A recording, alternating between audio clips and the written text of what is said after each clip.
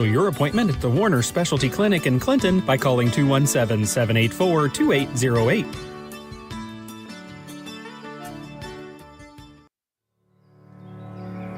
Pause for a moment of clean row calm. Brought to you by Storin Corn Herbicide.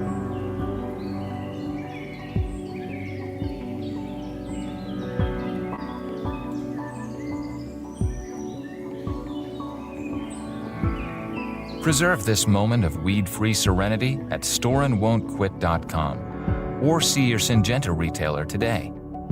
Always read and follow label instructions. Let's face it, nobody likes to compromise.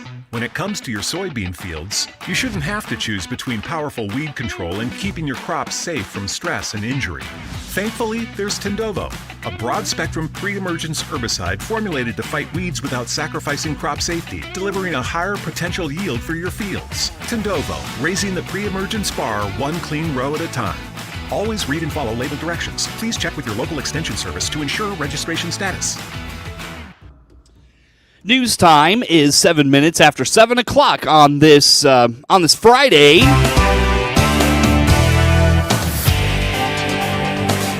Top of the morning from the newsroom of Regional Radio and DeWittDailyNews.com. I'm Seth Lawrence with this expanded 7 o'clock newscast brought to you by Baum Chevrolet Buick in Clinton, your Silverado headquarters, and the morning show streams to Facebook and YouTube. Brought to you by Peterson Insurance, your Pekin Insurance agents in Clinton.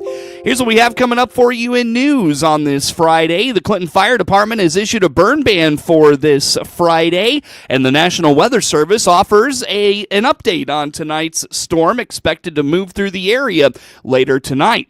The DeWitt County's Public Safety Committee met on Thursday night. DeWitt County Sheriff Mike Walker told the committee he's nearing a hire for the 911 Center coordinator, and DeWitt County, the DeWitt County Public Safety Committee is also analyzing spending at animal control.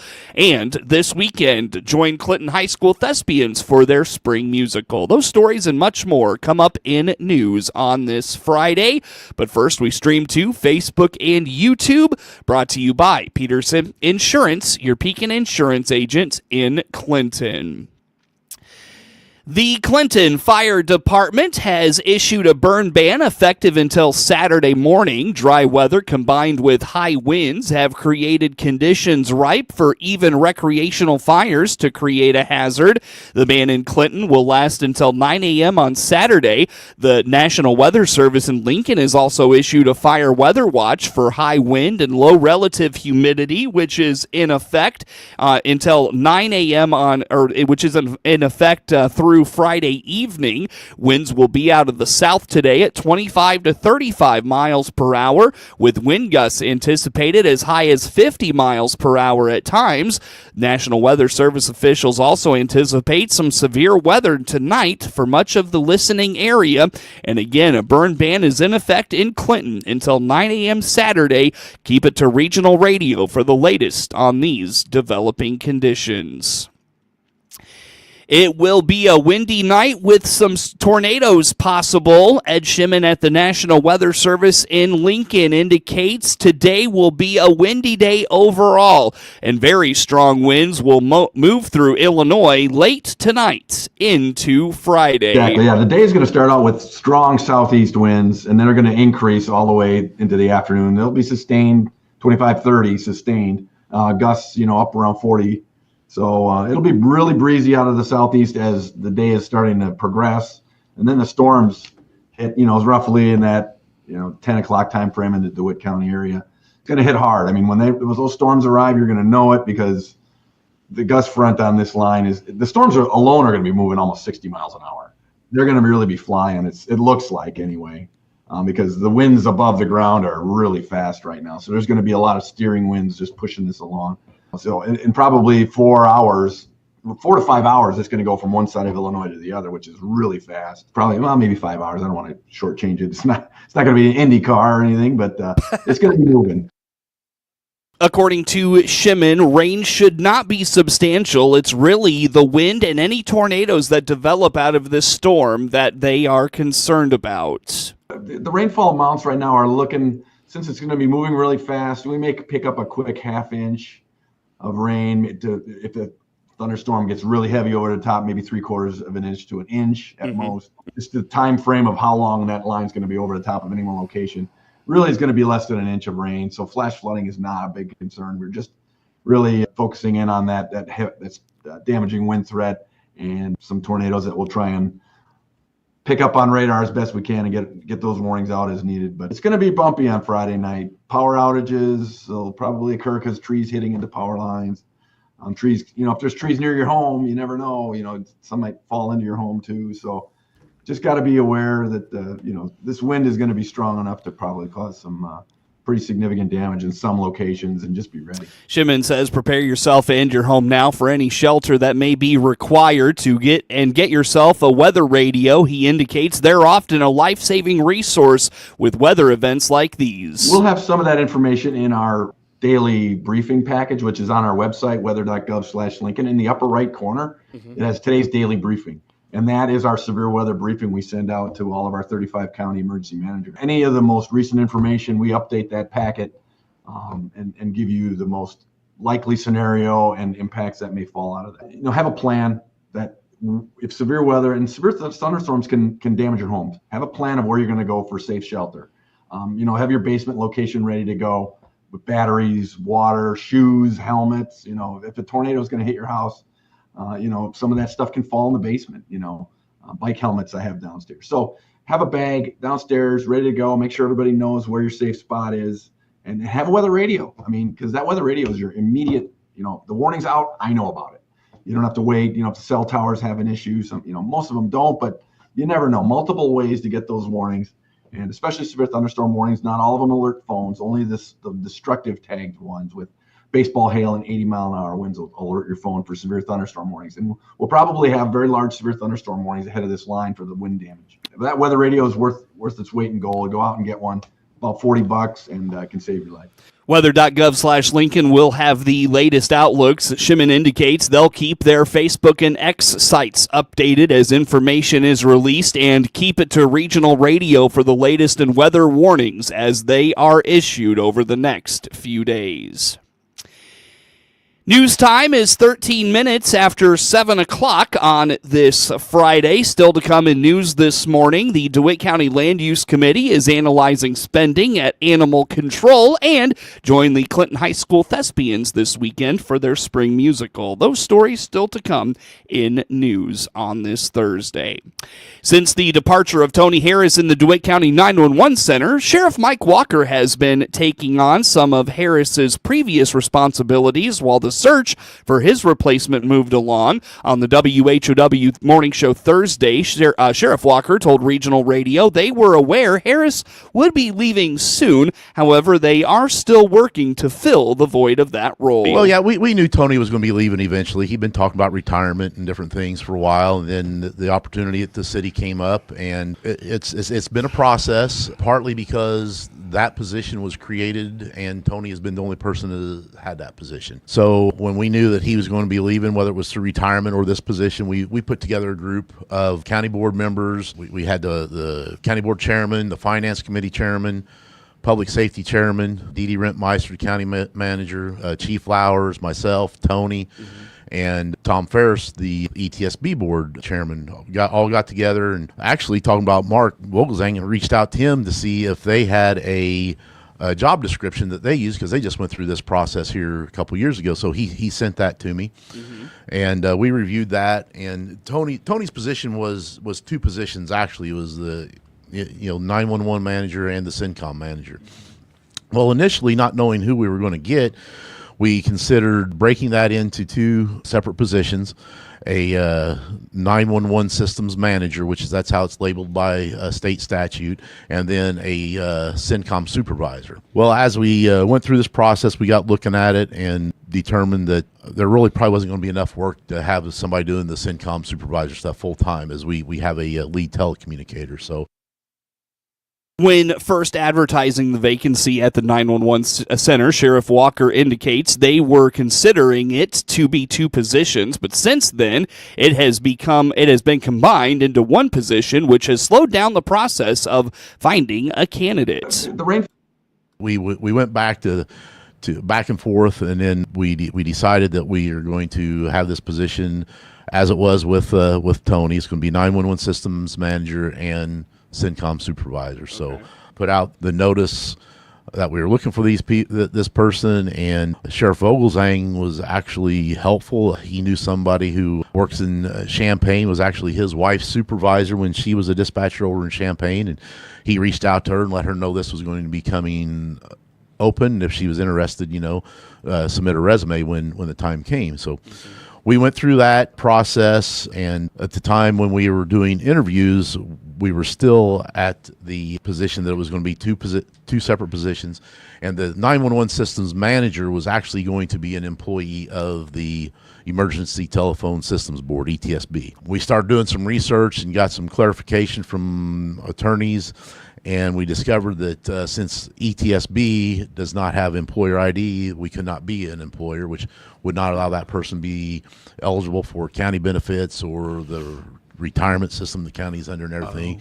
So we went back to, going back to making it the 2 positions. They'll actually be co-employed by the county of DeWitt and the sheriff's office.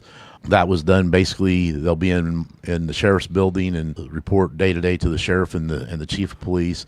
Another reason we did that's how the union contracts were worded. So So this person's going to have a benefit policy. It's going to be approved by the county board probably next Thursday night, and get that signed off, and then hopefully they'll be starting. Tentatively, they're going to be starting on March 31st. The county was able to hire a candidate for the role. Sheriff Walker notes they are bringing in a DeWitt County resident who has worked for Champaign County Dispatch for over 25 years. ETSB and CENTCOM met Tuesday the 4th and approved everything that we needed to approve, an intergovernmental agreement between the county, the ETSB, and CENTCOM, how the payments and everything were going to work there.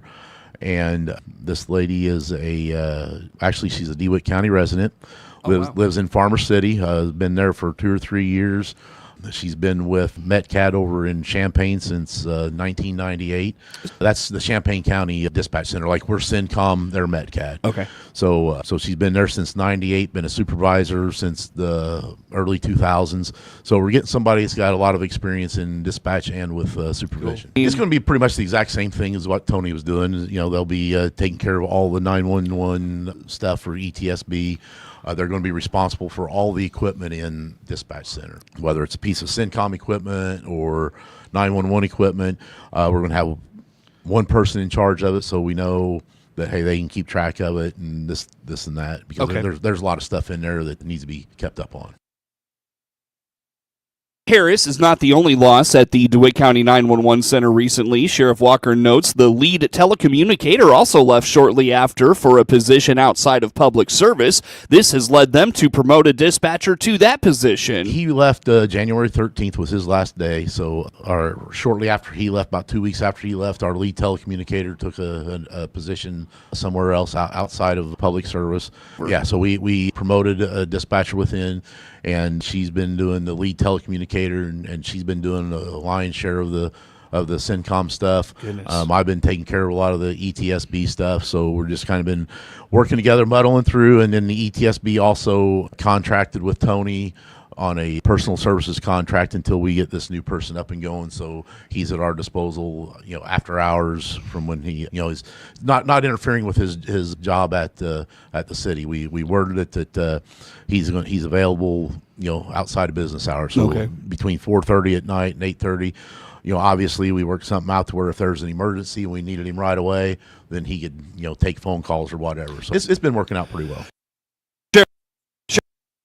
Sheriff Walker ensures even though they no longer have someone who supported the county in the way Harris did, they're working hard to maintain stability and the transition smoothly. DeWitt County Animal Control is not a department local governments look to make money on, but that doesn't mean that spending cannot be controlled. At Thursday night's DeWitt County Public Safety Committee meeting, the committee reviewed the cost study for animal control. Committee Chair Megan Myers explains they need to get a better idea of what expenses are causing the most overspending. Animal Control Administrator Grace Moore notes spending can be tracked by individual animal. So we did get the cost study for animal control, and I think that definitely brings forth a few questions. I think one of the things I took away from reading this myself is, and Grace and I discussed this, even is noted in here, we've got to get a better understanding of actually where our costs are coming from, a better understanding of our expense-based transactions, where we're spending the money. I mean, we know we have a block in vet bills, but are those vet bills necessary medical? Are they, so Grace and I kind of spoke about that, but I guess I'll let you go ahead and make any comments or recommendations you think of from this, Grace. At the very least with our vet, everything is still a work in progress, obviously, but at the very least with our veterinary expenses, each individual animal, all that stuff can be tracked under that animal's profile essentially in our system. So that can kind of give us a better idea of what we're spending for each individual animal, and then it'll give us a total cost of everything after a report is ran. That's still kind of I'm working out all the kinks with that, trying to figure out how to do everything the easiest way possible, and that makes the most sense. John Wirtz pointed out the latest cost study done for animal control was in 2016. Since then, the budget has gone up alongside inflation. Wirtz feels although animal control will never be profitable, there are always ways to cut costs.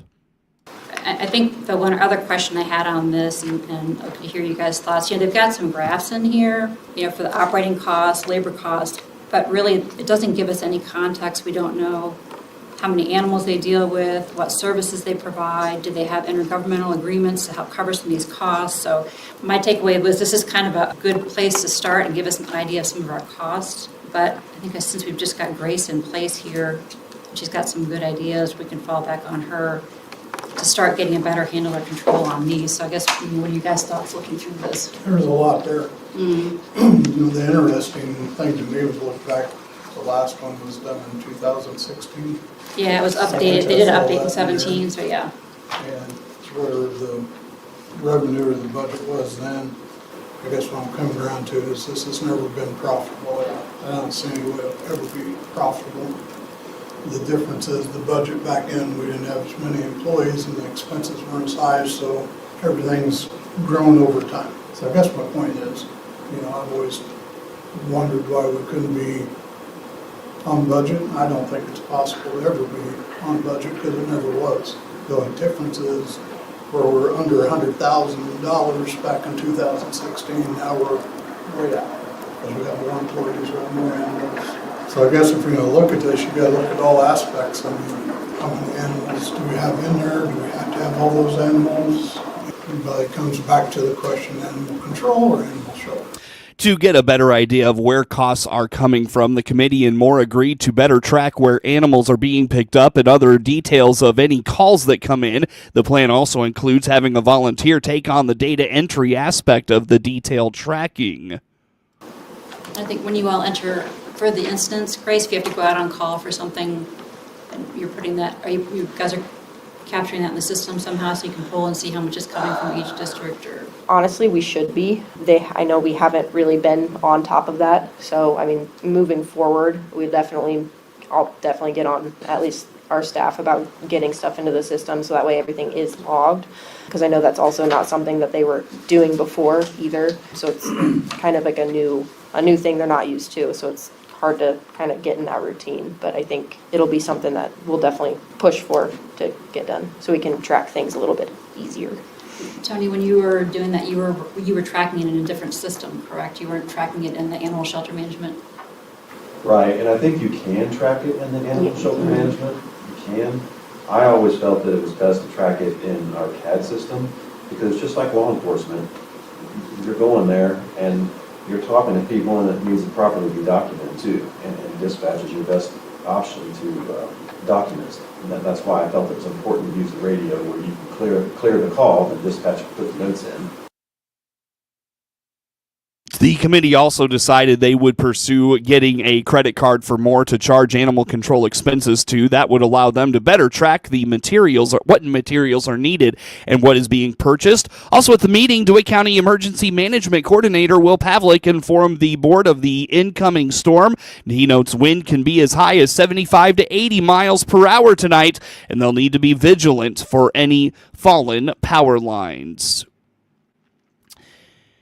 News time, 26 minutes after 7 o'clock on this Friday. The Clinton High School Theater Department is hosting its spring musical this weekend. The high school thespians take up the musical version of Matilda. Sienna Brinkotter and Adelaide Groves share the lead role of Matilda and indicate there will be 4 shows throughout the weekend tonight through Sunday. Well, we have a total of 4 shows, and so we split it up into our afternoon and our night shows. Addie is going to do our morning shows, and I'm going to do like our night shows. Just easy way to split it up. So this little girl who's like 5 years old has like these incredible mind powers and like reads all these stories and whatever, but her parents are mean to her, and her principal won't like let her do higher up things, so she has to like fight for all of it. Some of the songs are really hard to learn, especially some of the dances. Ensemble, fantastic. We had some great harmonies. Solos, beautiful, beautiful solos, especially from Addie.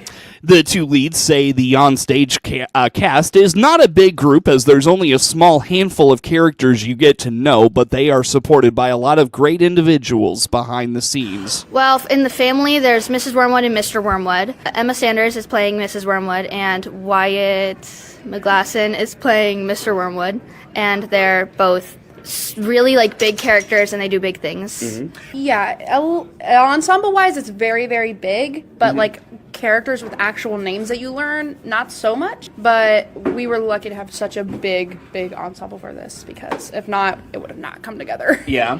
Well, we are using a lot of like blocks to have letters on as our props, and then we also have books. We have a scarf that we use. We have a chalkboard and a lot of other stuff. We have like a trophy room in Trunchbull's office, and then we don't really have like a lot of set. We're just using blocks that have letters on it to spell words as what things are supposed to be. Yeah, there are these cool climbing gates that people climb on, and some of the props and set we use have to be used with Matilda's mind powers, so we had to figure out really hard things for those, which are going to be really cool. We had a lot of kids had to help. It was a very hard set to put together, but we have to give props to an old theater student, Eli Cooper, for coming in and helping a lot put our set together. We had our stage manager, Miley Koyak, come in. And do you know anybody else who came in off the top of your head? There were some other people, I think, who helped out. Was it Abby Van Zee who came in? I think maybe Abby. We got the roles in December. It's 4th straight. And that's when we started learning lines once we got our parts. But then we didn't start actually rehearsing until really mid-January, probably. Tickets for the show are still available. Showtimes are tonight at 7 p.m., Saturday at 2 p.m. and 7 p.m., and Sunday at 2 p.m. Find the flyer for the show at DeWittDailyNews.com, where there is a QR code for you to purchase tickets. News time is 29 minutes after 7 o'clock here on this Friday morning. We'll wrap things up coming up on the morning show. We value your trust in us. This is Scott Baum from Baum Chevrolet Buick here in Clinton.